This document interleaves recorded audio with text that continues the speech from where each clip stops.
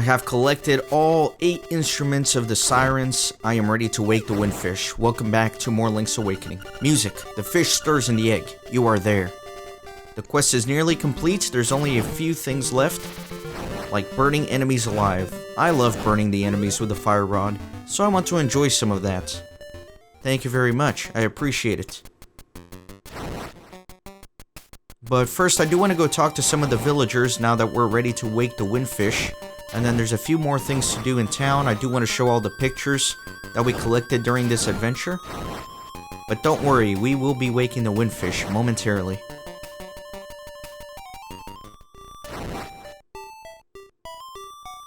It is kind of cool to talk to the villagers when you're ready to wake the fish, though, because they say different things. Where are you from, brother? Outside the island? What is outside? I've never thought about it. The giant egg on top of Tomoranch Mountain. They say the windfish is sleeping inside of it. Why? I don't know either. So, all kind of mysterious. So this book here in the corner is necessary. Dark Secrets and Mysteries of Koholint. Do you really want to read it? Round and round the passageways of the egg. Left, left, up, right, right, up, left, up. This book reeks of secrets. So that pattern is unique to each playthrough of the game and necessary to complete it. You will see why later on this episode.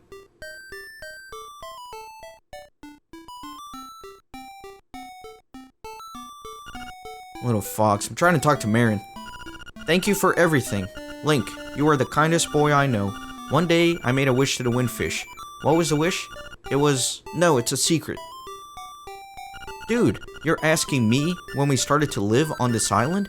What do you mean by when? Whoa, the concept just makes my head hurt. So everything seems a little off about Koholint Island. It has done so from the very beginning of the game. But let me warp on over. And it is time. It's time to wake the windfish. After I look at pictures, of course. Gotta look at the pictures. I promised I would. All the pictures we collected during the game.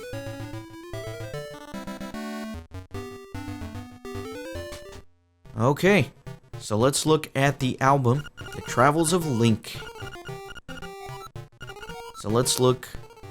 And remember, this first picture, if you tell the mouse no multiple times, you get a different one. And I did show a video edit on one of the episodes for that one. But if you say yes, that's the one that pops up. And then there's all these pictures. The secret cliff with Marin by the beach. When she fell on top of us down the well. With Terran by the weathercock.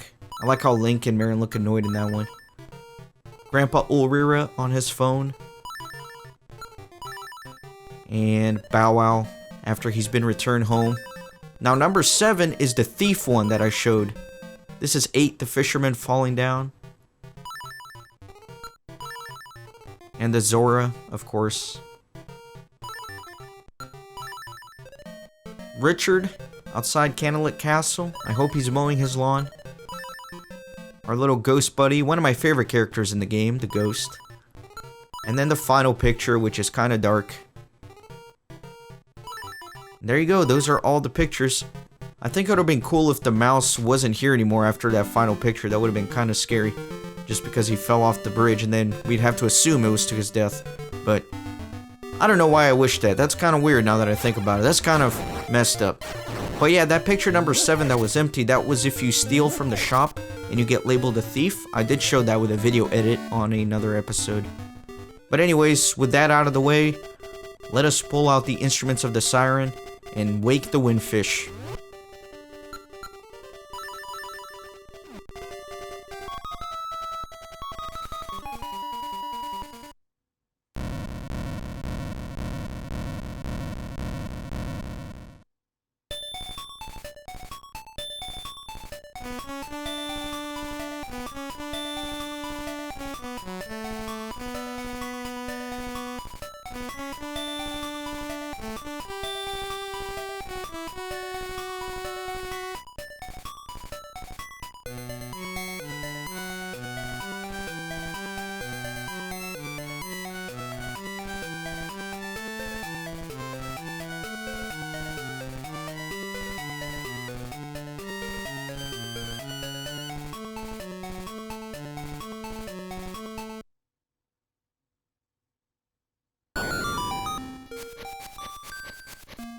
The time has come. The windfish awaits. Enter the egg. Hoot hoot.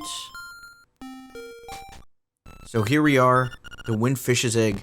And that sequence from the book in the library is what we need. Because as I fall down here, this is an endless room and you have to follow the pattern.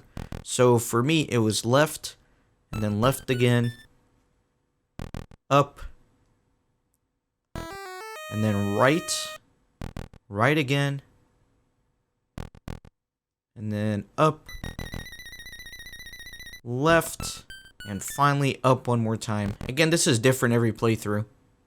And then you can fall down to the final mystery. We were born out of nightmares to take over this world. We made the windfish sleep endlessly. If the windfish doesn't wake up, this island will never disappear. We would have been the masters of this place. But you had to come here and disrupt our plans. Heh, you can never defeat us. Let's rumble. So this is the final nightmare of the game, and he goes through multiple phases, beginning with the giant blob.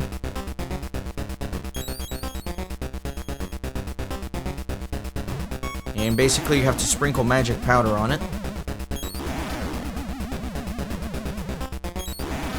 Fairly easy. Next he turns into a Ganon shadow, which is similar to A Link to the Past.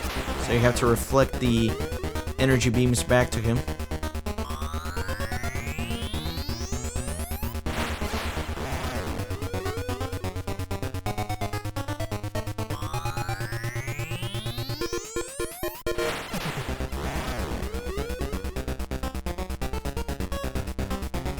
Pretty straightforward fight. You just have to time your sword attacks correctly. Next, he turns into Moldworm Shadow, and you have to basically hit the tail that looks like it can be hit. I like to do spin attacks on it, because it does more damage, although I'm having a hard time hitting him.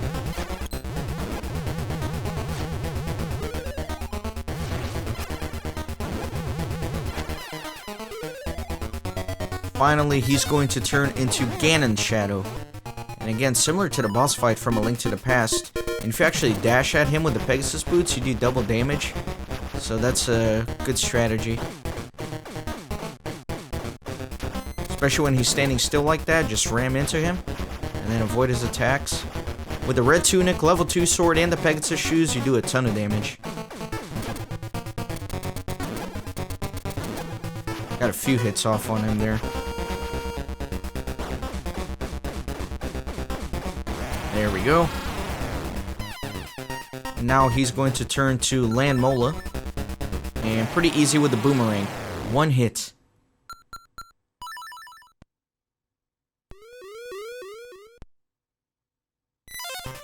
And this is the final incarnation of the final nightmare, known as Deathel. Definitely the hardest part of the fight. Basically use my Rock's Feather to jump over the arms. I don't know why his arms are all glitchy looking. That's alright. And then once his eyes open, I shoot him with the bow. Now you can't kill him with one hit with the boomerang. This island is going to disappear. Our world is going to disappear. Our world. Our world. So yeah, it's kind of weird that you can kill him with one hit with the boomerang. Link, you have beaten all of the nightmares. Climb the stairs before you. So let's go, guys. I hope you're ready.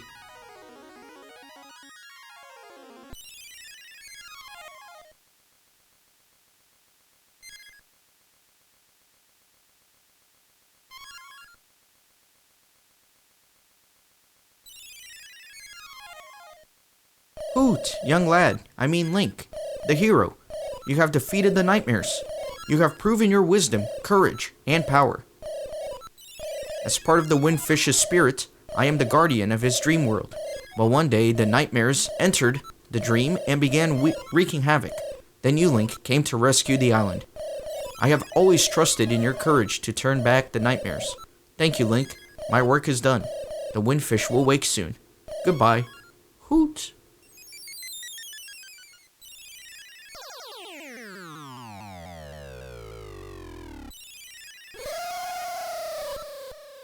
I am the Windfish. long has been my slumber. In my dreams an egg appeared, and was surrounded by an island with people, animals, an entire world. But verily it be the nature of dreams to end. When I thus awaken, Koholint will be gone. Only the memory of this dreamland will exist in the waking world. Someday thou may recall this island. That memory must be the real dream world. Come, Link, let us awaken together.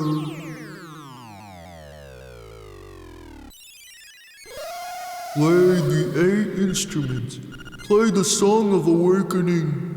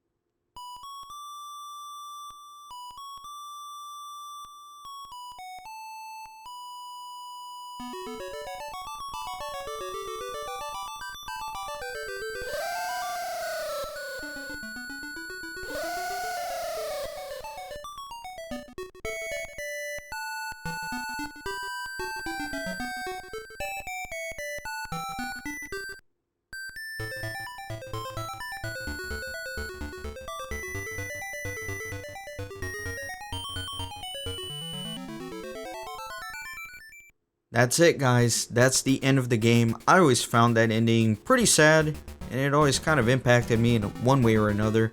All of the friends that we made, all of the characters that we met, it was all an illusion, all but a dream. And if you look at it from a more philosophical perspective, you are the destroyer of all those people. You can see Link as an anti-hero in this game. All those people were just living their lives, enjoying it. Even the monsters were just minding their own business when all of a sudden, somebody washes up on the shores of their island, and his whole goal is to make the island disappear forever, completely destroy it. That's why, as I got closer to completing my goal in the game, the monsters became more restless, things started behaving more strangely. That's why every boss that we faced did their best to destroy Link, because in their eyes, he was there to destroy their world. So in that sense, Link is the anti-hero of this game. I think one of the reasons why this game resonates with so many people is that, on a deeper level, it is very relatable. I think we all have a time period in our lives in the past that when we think about it, it almost seems like it was all a dream. Things were so contained, and so peaceful, and so happy, and now it's all sort of gone in a different way, whether for the better or for worse. And if you think about it even more, I believe at some point in our lives we all realize that we must wake our own windfish, to leave something behind and to move on to something else. Sometimes we are our very own anti-hero. We are the destroyers of our own Koholint Island. We are the ones who destroy something that was there and didn't necessarily need to be destroyed, and then we must move on with the reality of the world. And I think that's why the game is so successful, because we can all relate to it even if we don't cognizantly realize the parallels that Waking the Windfish has in our own lives. But that's enough of philosophy Renaissance gaming. I do hope you enjoyed this playthrough, and I hope you will join me for the next one, which will be Ocarina of Time. And here is a secret ending you unlock if you never died in the playthrough, so enjoy it.